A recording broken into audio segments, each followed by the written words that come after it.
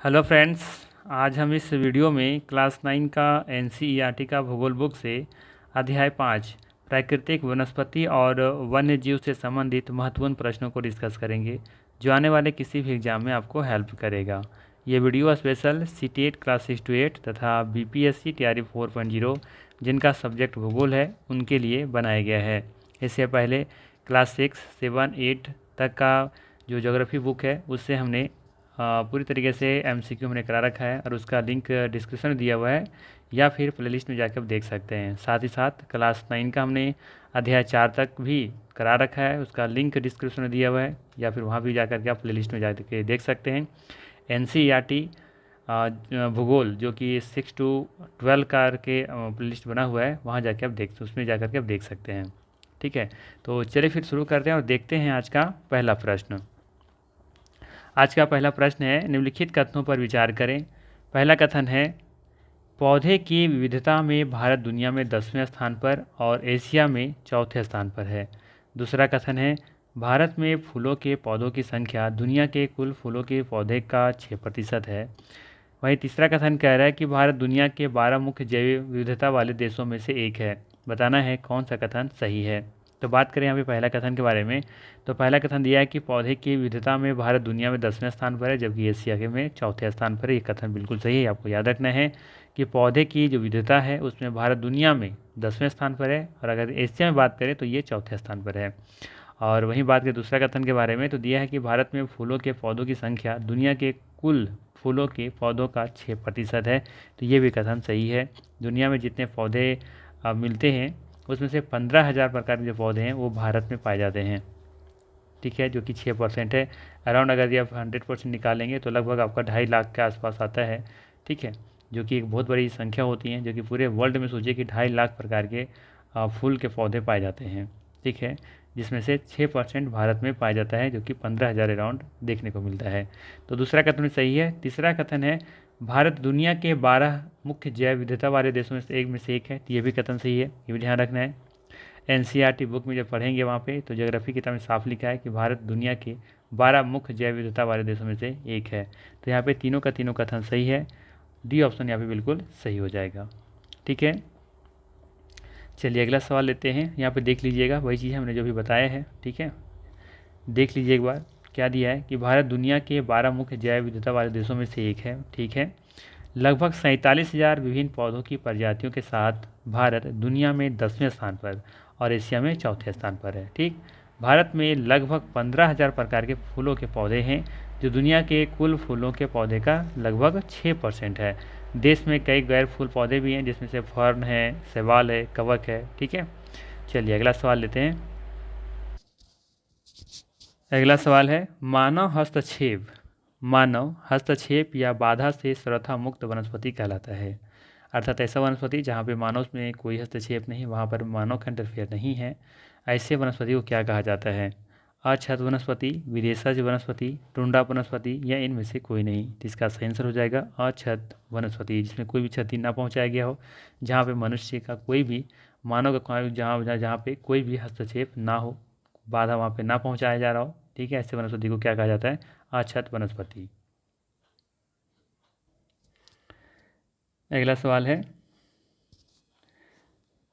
तीसरा सवाल है यहाँ पे कि एशियाई शेर भारत के किस जंगल में पाए जाते हैं। आसान सा सवाल है कि एशियाई शेर जो है भारत के किस जंगल में पाए जाते हैं। राजाजी नेशनल पार्क में, जिम कॉर्बेट में, या पलामू टाइगर रिजर्व में, या गिर वन में। तो इसका सही आंसर हो जाएगा गिर वन। ध्यान रखिएगा, एशियाई शेर भारत के गिर वन में पाए जाते हैं। ठीक है, अगला सवाल है, उष्णकटिबंधीय सदाबहार वनों के बारे में निम्नलिखित कथनों पर विचार करें। आपको यहाँ पे बताना है उष्णकटिबंधीय सदाबहार वनों के बारे में।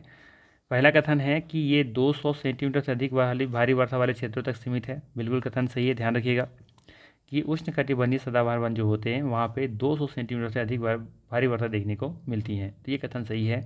सेकेंड कथन दिया है, इन वनों में पाए जाने वाले सामान्य जंतु हाथी, बंदर, हिरन है। ये भी सही है। उष्णकटिबंधीय जो सदाबहार वन होते हैं वहाँ पे ये जो जंतु देखने को मिल रहा है उसमें हाथी है, बंदर है, हिरन, ये सामान्य प्राणी है वहाँ। और इस जंगल में साथ में देखेंगे कि वृक्ष, अबुनस, महोगनी, शीशम और रबड़ और सिनकोना भी देखने को मिलते हैं। तो ये भी कथन सही है।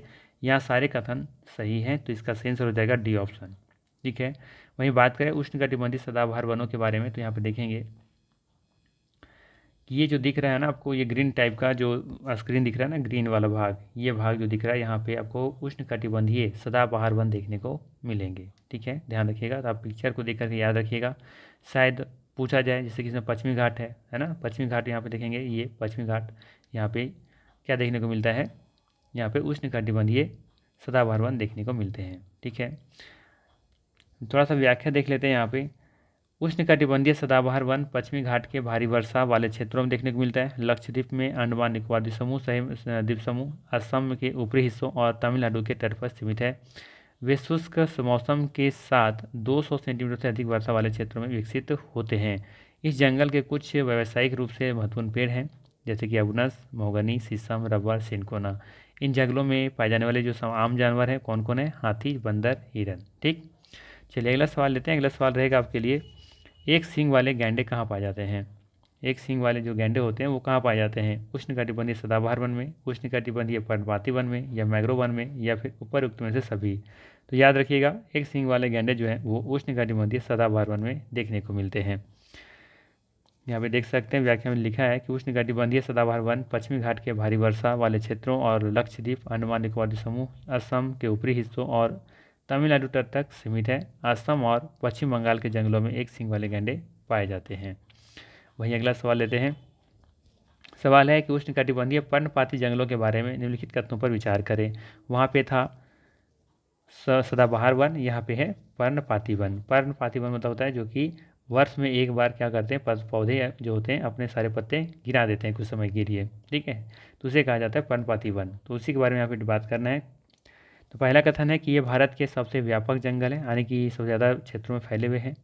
ठीक है, सबसे ज़्यादा जो भाग में फैले हैं वो उष्णकटिबंधीय पर्णपाती वन है, ये कह रहा है पहला कथन। दूसरा कह रहा है कि ये 200 सेंटीमीटर से 70 सेंटीमीटर के बीच वर्षा प्राप्त करने वाले क्षेत्र पाए जाते हैं, अर्थात 70 से 200 के बीच पाए जाते हैं। तीसरा कह रहा है कि इस वन प्रकार के पेड़ सर्दियों के मौसम में अपने पत्ते गिरा देते हैं। बताना है कि कौन सा कथन यहाँ पे सही है। तो देखिए, बात करें पहला कथन में, मतलब पहला कथन के बारे में, तो पहला कथन बिल्कुल सही है कि ये भारत के सबसे व्यापक जंगल है, अधिक सबसे ज़्यादा विस्तार में इसका देखने को मिलता है।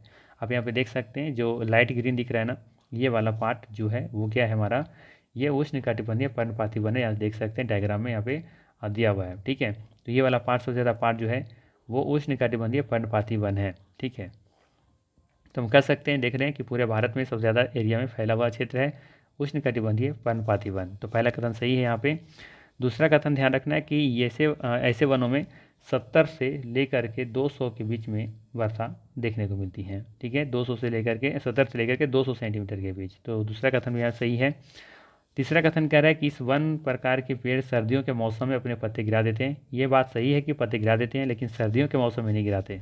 ठीक है, ये शुष्क मौसम जो होते हैं ना, जो जिसमें देख सकते हैं कि जो गर्मी वाला मौसम होता है ना, जिस समय शुष्क गर्मी का मौसम होता है, उसमें देखते हैं कि 6-7 सप्ताह के लिए अपने पत्ते गिरा देते हैं। तो सर्दियों के मौसम में नहीं गिराते, ये कथन गलत है। इसका सही आंसर हो जाएगा ऑप्शन नंबर ए, 1 और 2 यहाँ पे सही है। ठीक, व्याख्या देख लेते हैं। उष्णकटिबंधीय पर्णपाती वन भारत के सबसे व्यापक वन है। उन्हें मानसूनी वन भी कहा जाता है। ये ध्यान रखिएगा कि इन्हें मानसूनी वन भी कहा जाता है, यानी कि वर्षा पर ये डिपेंड होते हैं। अर्थात ऐसे वन जहाँ पे मानसूनी वर्षा होती है, साल भर वर्षा नहीं होती है, वहाँ पे इस तरह के वन देखने को मिलते हैं। जैसे झारखंड, बिहार में देखेंगे इस तरह से पेड़ पौधे देखने को मिलते हैं। और 200 सेंटीमीटर से 70 सेंटीमीटर के बीच वर्षा वाले क्षेत्रों में फैले हुए होते हैं। अधिक अर्थात जहाँ पे 70 से लेकर के 200 सेंटीमीटर के बीच वर्षा होती है, उन क्षेत्रों में ये वन देखने को मिलते हैं। इस वन के वृक्ष शुष्क गर्मियों में लगभग 6 से 8 सप्ताह तक के लिए अपने पत्ते गिराते हैं। ठीक है, तो ये ध्यान रखना है आपको, ये पॉइंट 6 से 8 सप्ताह वाला। चलिए अगला सवाल लेते हैं। अगला सवाल रहेगा आपके लिए, सागौन सबसे प्रमुख प्रजाति है उष्णकटिबंधीय सदाबहार वन का, उष्णकटिबंधीय पर्णपाती वन का, मैंग्रोव वन का, या फिर उष्णकटिबंधीय कटीले वन का। तो याद रखिएगा, सागौन जो एक पेड़ है ना, ये संबंधित है उष्णकटिबंधीय पर्णपाती वन का। ठीक है, ये उष्णकटिबंधीय पर्णपाती वन में पौधे ये पेड़ है वो देखने को मिलता है। ठीक है, सागौन का। तो बी ऑप्शन यहाँ पे सही है। व्याख्या देख लेते हैं। उष्णकटिबंधीय पर्णपाती वन भारत के सबसे व्यापक वन है। उन्हें मानसूनी वन भी कहा जाता है और 200 से लेकर 70 सेंटीमीटर के बीच वर्षा वाले क्षेत्र में फैलते हैं।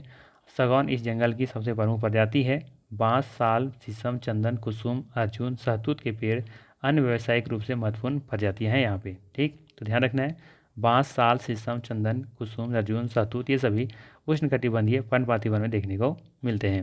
अब सागौन यहाँ का प्रमुख एक प्रजाति है। ठीक, चलिए अगला सवाल लेते हैं। अगला सवाल रहेगा आपके लिए, कंटीले वन तथा झाड़ियों के बारे में निम्नलिखित कथनों पर विचार करें। यहाँ पे बात करना है कंटीले वन तथा झाड़ियों के बारे में। ठीक है,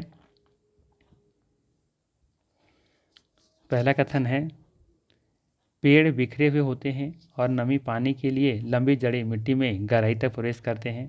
अर्थात ये जो आपको मान लेते हैं कोई पेड़ है, ठीक है, यहाँ पे कंटीले वन तथा झाड़ियों में, तो उनकी जो जड़ें होती हैं वो ज़्यादा गहराई तक गए रहते हैं। ठीक है, इसके पीछे रीज़न क्या है, वो पानी को अवशोषित कर सके, जिसकी वजह से यहाँ के देखेंगे कि जो कंटीले वन तथा झाड़ियाँ जो वहाँ पे जिस प्रकार के वन देखने को मिलते हैं, वहाँ पे जो जड़ें होती हैं वो मिट्टी के ज़्यादा गहराई तक गए होते हैं। ठीक है, तो वही पहले लिख रहे हैं यहाँ पे, पहला कथन कि पेड़ बिखरे हुए होते हैं और नमी पानी के लिए लंबी जड़ें मिट्टी में गहराई तक प्रवेश करते हैं, तो ये कथन सही है। दूसरा कथन कह रहा है कि वाष्पीकरण को कम करने के लिए पत्तियाँ ज़्यादातर पतली और लंबी होती हैं। तो यहाँ पे देखेंगे ज़्यादातर पतली नहीं होती है, ज़्यादातर मोटी होती हैं। ठीक है, और चौड़ी होती है ना कि लंबी होती है, तो ये कथन गलत है। तो यहाँ पे सिर्फ सही है कौन सा, ऑप्शन नंबर ए। ठीक है, व्याख्या देख लेते हैं। 70 सेंटीमीटर से कम वर्षा वाले क्षेत्र के प्राकृतिक वनस्पति में कांटेदार वृक्ष और झाड़ियाँ होती हैं। ठीक है, 70 सेंटीमीटर से कम, वहाँ पे हमने देखा था सदाबहार वन के बारे में कि जहाँ पे 200 सेंटीमीटर से अधिक हो रही थी। ठीक है, जबकि 70 से लेकर के, इसको ऐसे लिख लेते हैं, 200 से लेकर के 70 सेंटीमीटर के बीच जहाँ पे वर्षा हो रहा था वहाँ पे हम क्या कह रहे थे, उष्णकटिबंधीय वर्षा पर्णपाती वन या मानसूनी वन। ठीक है, लेकिन अगर 70 सेंटीमीटर से अगर कम है, ठीक है, से अगर कम है तो इसे कहा जाता है, इसे कह सकते हैं कांटेदार वृक्ष वहाँ पे देखने को मिलेंगे या झाड़ियाँ देखने को मिलेंगे, या फिर कह सकते हैं कटीले वन तथा झाड़ियों के वन। ठीक है, ऐसे वन देखने को मिलते हैं यहाँ पे, ये याद रखना है। तो इस प्रकार की वनस्पतियाँ देश के उत्तर पश्चिमी भागों में पाई जाती हैं। कहाँ पे, वनस्पति देश के उत्तर पश्चिमी भागों में। ठीक है, उत्तर पश्चिम मतलब समझ में आ रहा है ना, जिससे अगर ये भारत का बात करें, ये हमारा उत्तर है और ये हमारे इधर पश्चिम है। ठीक है, तो उत्तर पश्चिम यानी कि इस वाला एरिया में देखिए, जहाँ पर देखेंगे राजस्थान वाला एरिया कुछ है ना, तो वहाँ पे देखने को मिलते हैं इस तरह के वन। ठीक है, जिसमें गुजरात आ जाएगा, आपका राजस्थान आएगा, मध्य प्रदेश भी आएगा, छत्तीसगढ़ आएगा, उत्तर प्रदेश भी आएगा, हरियाणा के अर्धशुष्क क्षेत्र में शामिल है। अब पूरे क्षेत्र में शामिल नहीं है, इसमें देखेंगे कुछ कुछ भाग शामिल हैं, है ना, जहाँ पे इस तरह के, जहाँ पे स्थितियाँ बनती हैं, जहाँ पे 70 सेंटीमीटर से कम वर्षा होती हैं। जैसे कहने का मतलब ये है कि गुजरात, राजस्थान ही तो ऐसा नहीं कि पूरे राजस्थान में आपको इस तरह के वन देखने को मिलेंगे। राजस्थान के कुछ क्षेत्रों में देखने को मिलते हैं जहाँ पे वर्षा 70 सेंटीमीटर से कम होती है, जहाँ पे थोड़ा सा अधिक होती है वहाँ इस तरह के वन देखने को नहीं मिलेंगे। ये आपको कॉन्सेप्ट में रखना है। ठीक है, यहाँ पे देखेंगे बबूल हो गया, ताड़, यूफोफोरिया और कैक्टस है, मुख्य पौधे की प्रजातियाँ हैं। पेड़ बिखरे होते हैं और नमी के को प्राप्त करने के लिए जड़ें जो होती हैं मिट्टी में गहराई तक प्रवेश करती हैं। ये इंपॉर्टेंट पॉइंट है जो एग्जाम में अक्सर पूछा जाता है। ठीक है, सवाल ये आता है कि जो कांटेदार ये जो फिर या फिर जो कंटीले वन होते हैं वहाँ पे, वहाँ के जो पेड़ पौधे होते हैं उसकी जो जड़ें हैं वो गहराई तक गए प्रवेश करते हैं, ऐसा क्यों, क्या कारण है। तो एक्चुअली में क्या है ना, पेड़ पौधे जो होते हैं वो जो मिट्टी से पानी प्राप्त करने के लिए वो गहराई तक चले जाते हैं। ठीक है, ये पॉइंट ध्यान रखना आपको। पानी के संरक्षण के लिए तने क्या होते हैं, गुद्देदार होते हैं। ठीक है, जो मोटे भी होते हैं हल्का। और वाष्पीकरण के कम करने के लिए पत्तियाँ जो होती हैं ज़्यादातर क्या होती है, मोटी होती हैं और छोटी होती हैं, है ना, मोटी होती हैं और छोटी होती हैं और कांटेदार होते हैं।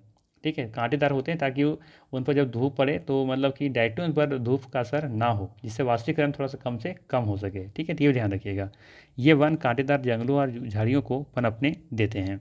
ठीक है, तो ये ध्यान रखना है, इसका सही आंसर हो जाएगा सिर्फ वन। चलिए अगला सवाल लेते हैं। अगला सवाल रहेगा आपके लिए, निम्नलिखित कथनों पर विचार करें। इधर पौधा दिया हुआ है और इधर औषधीय उपयोग दिया हुआ है कि कौन सा पौधा का किस चीज़ में उपयोग किया जाता है औषधीय रूप से। ठीक है, जैसे अर्जुन है, कचनार है, बबूल है, जामुन है। ठीक है, तो सबसे पहला इसमें दिया है ना अर्जुन। अर्जुन जो है ना, ये ध्यान रखिएगा, ये कान का दर्द में ये मदद करता है। ठीक है, कान के दर्द के इलाज के लिए औषधीय रूप से इसका इस्तेमाल किया जाता है अर्जुन के पौधे का। ठीक है, वहीं हम बात करें कचनार के बारे में, तो ये अस्थमा और अल्सर को ठीक करने में मदद करता है। ठीक है, तो ये भी सही मैच किया हुआ है, पूछा है सही मेल कौन सा खा रहा है ना, हाँ ठीक है, तो ये सही मैच है। वहीं बात करें बबूल के बारे में, तो इसका जो पत्तियां हैं उसका उपयोग आंखों की फुंसियों के इलाज के लिए किया जाता है। इसे गोंद का उपयोग शारीरिक शक्ति की वृद्धि के लिए भी टॉनिक रूप में इस्तेमाल किया जाता है। ठीक है, तो ये भी सही मैच है। और इसके बाद है जामुन, तो जामुन भी हमको लग रहा है यहाँ पे क्या दिया है, मधुमेह, तो ये भी ठीक है। जामुन जो है एक मधुमेह के इस्तेमाल के लिए इसका उपयोग किया जाता है। ठीक है, तो ये भी सही है। तो सही मैच किया हुआ यहाँ पे, तो डी ऑप्शन यहाँ पे सही हो जाएगा। ठीक है, मैंने यहाँ पे डिटेल्स ले रखा है सबके बारे में से। देखिए जैसे कि जामुन है, तो जामुन क्या है, पके फल का रस सिरका तैयार करने के लिए उपयोग किया जाता है। इसमें पाचन शक्ति के गुण होते हैं, किसमें, जामुन में। बीज के पाउडर का जो उपयोग करते हैं इसमें मधुमेह के लिए, नियंत्रित करने के लिए। ठीक है, बीज का जो पाउडर होता है ना, एग्जाम में आ सकता है, खास करके सीटेट के एग्जाम में पूछा जा सकता है कि बीज के जो पाउडर होते हैं, जामुन के जो बीज का पाउडर होता है, उसका इस्तेमाल किस में किया जाता है, तो मधुमेह के नियंत्रित करने के लिए। वहीं अर्जुन के बारे में बात करें तो ये पत्तियों का ताज़ा रस कान के दर्द का इलाज है। इसका उपयोग रक्तचाप व विनियमित करने के लिए किया जाता है। ठीक, वहीं बात करें बबूल के बारे में, तो बबूल जो है उसकी जो पत्तियाँ होती हैं, उपयोग आंखों के फुंसियों के इलाज के लिए किया जाता है। इसके गोंद का उपयोग शारीरिक शक्ति को वृद्धि के लिए टॉनिक के रूप में प्रयोग किया जाता है। ठीक, इसी तरह बात करें नीम के बारे में, तो इसमें उच्च एंटीबायोटिक और जीवाणुरोधी गुण होते हैं। ठीक है, अक्सर लोग गाँव देहात में देखते हैं कि इसका जूस बना करके पिया कर रहे हैं, है ना। तो बहुत कड़वा होता है लेकिन फ़ायदेमंद होता है। इस वजह तुलसी है, तो ये हम लोग जानते हैं घरेलू नुस्खा है, ये खांसी जुकाम जब होता है इसको हम लोग इस्तेमाल कर लेते हैं। वहीं कचनार जो है ये आपको देखने को मिलेगा महाराष्ट्र के क्षेत्रों में, वहाँ पे ज़्यादा इसका इस्तेमाल होता है। तो ये है अस्थमा और अल्सर को ठीक करने के लिए उपयोग किया जाता है। कलियाँ और जड़ें पाचन समस्याओं के लिए अच्छी होती हैं, कचनार का जो पौधा होता है। ठीक, तो इन सब बारे में आपको याद रखना चाहिए कि कौन सा पौधा का किस चीज़ में इस्तेमाल किया जाता है। चलिए अगला सवाल लेते हैं। अगला सवाल रहेगा, सवाल है यहाँ पे, निम्न में से कौन सा पौधा केवल भारत में पाया जाता है जिसका उपयोग रक्तचाप के उपयोग के लिए किया जाता है। सर्पगंधा, जामुन, तुलसी या अर्जुन। ठीक है, तो जामुन का हमने बता दिया कि इसका यूज क्या है, वो कहाँ उपयोग करते हैं। तुलसी का भी हमने बता दिया था, सर्दी खांसी के लिए होता है। ठीक है, वहीं अर्जुन के बारे में बता दिया था। अर्जुन के बारे में क्या बताए थे हमने, हमने बताया था वहाँ पे कि ये जो कान का जो दर्द होता है उसको ठीक करने में मदद करता है अर्जुन की जो मतलब होता है पत्तियाँ। ठीक, और जामुन के बारे में मैंने क्या बताया कि ये एंटीबायोटिक, ये हमारा पाचन शक्ति को मजबूत करता है। ठीक है, इसका जो पाउडर होता है, इसका जो जामुन का जो बीज होता है उसका पाउडर जो बनाते हैं तो वो मधुमेह को नियंत्रित करता है। ठीक है, तो इसका सही आंसर क्या हो जाएगा, बच गया मेरे पास एक ऑप्शन, सर्पगंधा। तो देख सकते हैं सर्पगंधा का ये कुछ ऐसा रहता है सर्पगंधा। ठीक है, ये जो आकृति देख रहे हैं यहाँ पे ये सर्पगंधा है। ठीक है, और यहाँ पे ये भी देख सकते हैं एक और आकृति, ये भी सर्पगंधा ही है। ठीक है, और सर्पगंधा के स्वास्थ्य के लाभ क्या क्या है यहाँ देख सकते हैं, जैसे कि हाइपरटेंशन या हाई ब्लड प्रेशर को कम करता है, अनिद्रा को दूर भगाता है, मानसिक विकारों को दूर करता है, बुखार जैसे विकारों को दूर रखता है, गर्भाशय दर्द के उपचार में भी उपयोगी है, मासिक धर्म को दर्द को दूर को कम करता है, ये पेचिश का नियंत्रित करता है, सांप के काटने का इलाज भी कर सकते हैं इससे, चिंता को कम करने का कारगर भी है। ठीक है, तो ये सर्वगंधा के कुछ स्वास्थ्य लाभ हैं। ठीक है, तो बहुत इंपॉर्टेंट है, जो कि सिर्फ भारत में पाया जाता है सर्वगंधा। ठीक है, तो इसका सही आंसर हो जाएगा ये ऑप्शन। ठीक है, ये देख सकते हैं सर्वगंधा रक्तचाप का इलाज करने के लिए इस्तेमाल किया जाता है, जो कि केवल भारत में पाया जाता है। चलिए अगला सवाल लेते हैं। अगला सवाल रहेगा आपके लिए, निम्नलिखित कथनों पर विचार करें। पहला कथन है कि भारत दुनिया का एकमात्र देश है जिसमें बाघ और शेर दोनों हैं। दूसरा कथन है कि भारतीय शेर का प्राकृतिक आवास मध्य प्रदेश में गिर का जंगल है।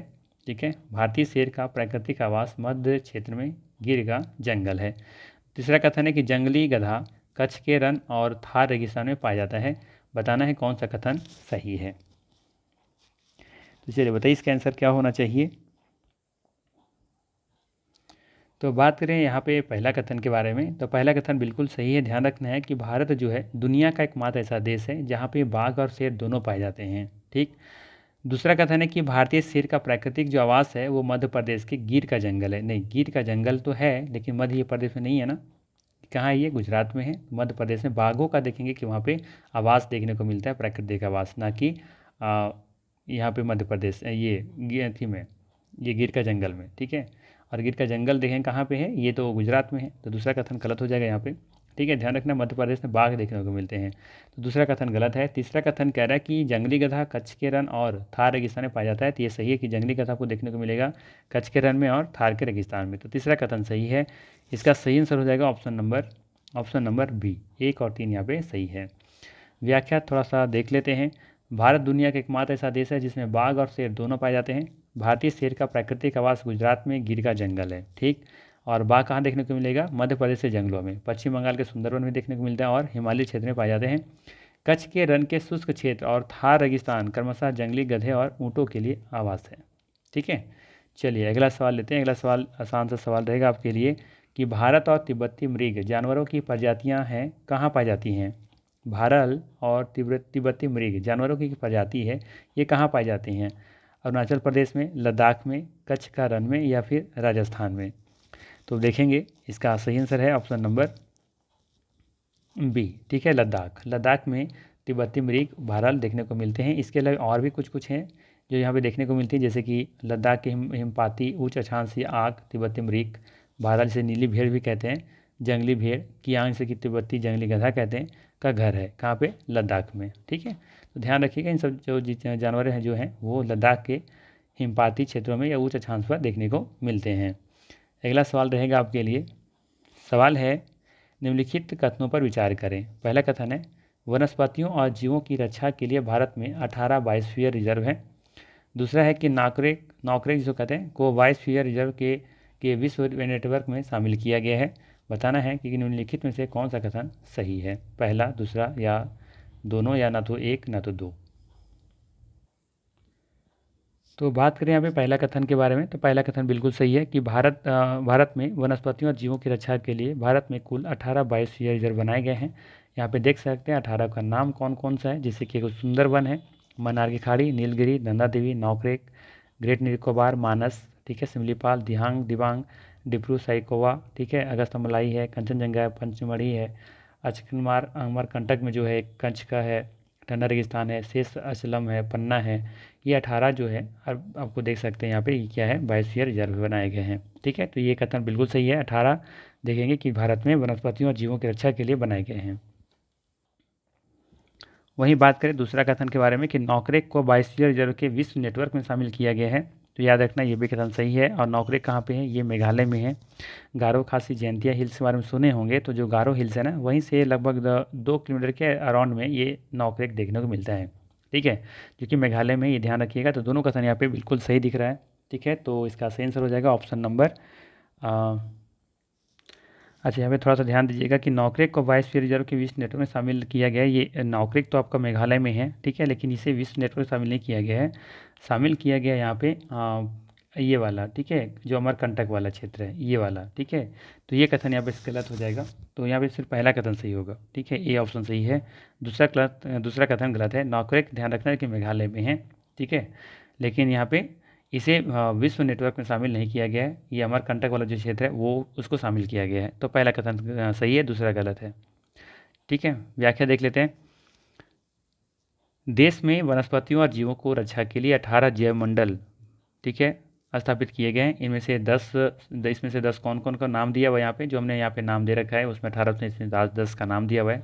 तो ठीक है, उसको देख लीजिएगा। और ये अमरकंटक को जीव मंडल रिजर्व के विश्व नेटवर्क में शामिल किया गया है। ठीक है, जो हमने यहाँ पे कहा था इसे शामिल किया गया। नौकरी को नहीं किया गया है। हाँ, ये ध्यान रखिएगा, ये मेघालय में है। ठीक है, चलिए अगला सवाल लेते हैं। अगला सवाल है आपके लिए कि सिनकोना के वृक्ष कितनी वर्षा वाले क्षेत्र में पाए जाते हैं। जो सिनकोना है आपका, वो जो वृक्ष है वो कितनी वर्षा वाले क्षेत्रों में पाए जाते हैं। देख सकते हैं सिनकोना का पौधा कुछ इस तरीके का होता है। ठीक है, तो बताना है ये कितना सेंटीमीटर वर्षा वाले क्षेत्र में पाए जाते हैं। 100 सेंटीमीटर, 70 सेंटीमीटर, या फिर 50 सेंटीमीटर, या फिर 50 सेंटीमीटर से कम वर्षा वाला क्षेत्र में। तो यहाँ पे इसका सही आंसर हो जाएगा ए ऑप्शन, 100 सेंटीमीटर। जहाँ पे 100 सेंटीमीटर वर्षा वाले क्षेत्र होते हैं वहाँ पे सिनकोना के वृक्ष देखने को मिलते हैं। ए ऑप्शन सही है। अगला सवाल है, सिमलीपाल जीव मंडल निचय कौन से राज्य में स्थित हैं। पंजाब, दिल्ली, उड़ीसा या पश्चिम बंगाल। तो इसका सही आंसर हो जाएगा उड़ीसा। ठीक है, उड़ीसा में सिमलीपाल जीव मंडल है, तो सी ऑप्शन सही होगा। अगला सवाल है, किस वन में रॉयल बंगाल टाइगर पाया जाता है। सवाल है, किस वन में रॉयल बंगाल टाइगर पाया जाता है। मैंग्रोव वन में, कोनधारी वन में, पर्वतीय वन में, या इनमें से कोई नहीं। तो याद रखिएगा, मैंग्रोव वन में रॉयल बंगाल टाइगर देखा जाता है। ठीक है, देख सकते हैं ये यहाँ पे एक मैंग्रोव वन का एक चित्र है जो आप देख सकते हैं। यहाँ पे इस तरीके का वन होता है यहाँ पे। ठीक है, जिसकी जड़ें पानी में डूबी रहती हैं। चलिए अगला सवाल लेते हैं।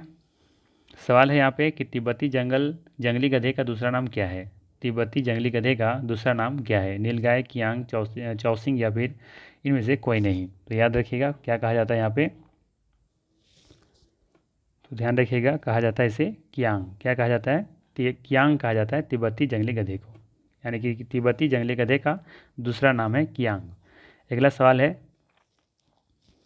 निम्नांकित में से कौन सा क्षेत्र जैव आरक्षित नहीं है? कांजीरंगा, पंचमढ़ी, मानस, सुंदरवन। बताना है कि कौन सा जैव क्षेत्र ऐसा है जो आरक्षित नहीं है? कांजीरंगा, पंचमढ़ी, मानस या फिर सुंदरवन। तो याद रखना है आपको यहाँ पे कि जो कांजीरंगा है ये आपका जैव आरक्षित क्षेत्र नहीं है, ये ऑप्शन यहाँ पे सही हो जाएगा। अगला सवाल है, भारत में किन क्षेत्रों में प्रवासी पक्षी पाए जाते हैं? भारत में किन क्षेत्रों में प्रवासी पक्षी पाए जाते हैं? शुष्क भूमि में, आर्द्र भूमि में या दलदली भूमि में या इनमें से कोई नहीं।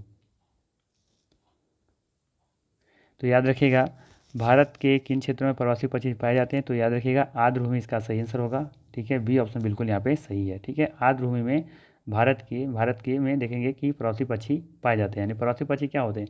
जो दूसरे देश से हमारे देश में आते हैं। ठीक है, सीजनली आते हैं, हमेशा नहीं आते, सीजनली आते हैं। तो ये आते कहाँ पे? तो जो वेटलैंड होते हैं ना, खास करके वहाँ पे इन लोग पहुँचते हैं। ठीक है, तो बी ऑप्शन बिल्कुल यहाँ पे सही है। अगला सवाल है, भारत में जिम कॉर्बेट नेशनल पार्क कहाँ पे है? जिम कॉर्बेट नेशनल पार्क कहाँ पे है ये बताना है कि मध्य प्रदेश में है, उत्तराखंड में है, हिमाचल प्रदेश में है या फिर इनमें से कोई नहीं। तो इसका याद रखिएगा जिम कॉर्बेट नेशनल पार्क कहाँ पे है? ये उत्तराखंड में है। बी ऑप्शन बिल्कुल सही होगा। अगला सवाल है, निम्नांकित में से कौन सा स्थान पक्षी अभ्यारण्य नहीं है? कौन सा ऐसा स्थान है जो पक्षी अभ्यारण्य नहीं है? बांदीपुर, राजाजी, रंगनाथ तिथु या फिर इनमें से कोई नहीं। तो याद रखिएगा बांदीपुर है, राजाजी है, लेकिन रंगनाथ तिथु जो है ये आपका यहाँ पे पक्षी अभ्यारण्य नहीं है। बाकी बांदीपुर भी है, राजाजी भी हैं। अगला सवाल है 22 नंबर। सवाल इंपॉर्टेंट है, भारत में किस वर्ष वन्य जीव संरक्षण अधिनियम लागू हुआ था? 1968 में, 1966 में, 1972 में या फिर 1979 में। तो याद रखिएगा भारत में 1972 ईस्वी में वन्य जीव संरक्षण अधिनियम लागू हुआ था। ठीक है, सी ऑप्शन सही है। ये ऑप्शन थोड़ा सा यहाँ पे आगे पीछे हो गए हैं, थोड़ा सा देख लीजिएगा, मैनेज कीजिएगा। किस वर्ष यूनेस्को द्वारा जीव मंडल संरक्षण प्रोग्राम आरंभ किया गया है? किस वर्ष यूनेस्को द्वारा जीव मंडल संरक्षण प्रोग्राम आरंभ किया गया है? 1976 में, 1975 में, 1971 में या फिर 1977 में। तो इसका सही आंसर हो जाएगा ऑप्शन नंबर सी। ठीक है, 1971 में। ध्यान रखिएगा कि किस वर्ष यूनेस्को द्वारा जीवमंडल संरक्षण प्रोग्राम आरंभ किया गया था, तो ये किया गया था 1971 में। वहीं बात करें थोड़ा सा यूनेस्को के बारे में, तो यूनेस्को का जो हेडक्वार्टर है ये है पेरिस। ठीक है, कहाँ पे है? पेरिस है। ठीक है, तो ये ध्यान रखिएगा पेरिस है। वहीं बात करें इसकी स्थापना कब हुआ था, इस्टेब्लिशमेंट कब हुआ था, तो याद रखिएगा इसका इस्टेब्लिशमेंट हुआ था, स्थापना हुआ था 1945 में। इसका भारत सदस्य क्या बना था, तो 1946 में बना था। ठीक है, दो चीज़ें याद रखना है, एक तो इसका हेडक्वार्टर याद रखना कि पेरिस में है, इसका स्थापना हुआ था 1945 में। ठीक है, और भारत इसका सदस्य बना था 1946 में। ठीक है, वर्तमान में इसमें देखेंगे कि 195 सदस्य हैं। ठीक है, तो इसका सही आंसर हो जाएगा सी ऑप्शन। ध्यान रखिएगा। अगला सवाल लेते हैं, हमारे देश में कितने प्रकार की प्राकृतिक वनस्पतियाँ पाई जाती हैं? हमारे देश में बताना है कि कितने प्रकार की वनस्पतियाँ पाई जाती हैं, 4, 3, 6 या 5। तो याद रखना है कि हमारे देश में कुल 5 प्रकार की वनस्पतियाँ पाई जाती हैं। ठीक है, डी ऑप्शन यहाँ पे बिल्कुल सही हो जाएगा। कौन कौन वनस्पतियाँ पाई जाती हैं? तो एक तो आपको याद रखना है उष्णकटिबंधीय सदाबहार वन। ठीक है, उष्णकटिबंधीय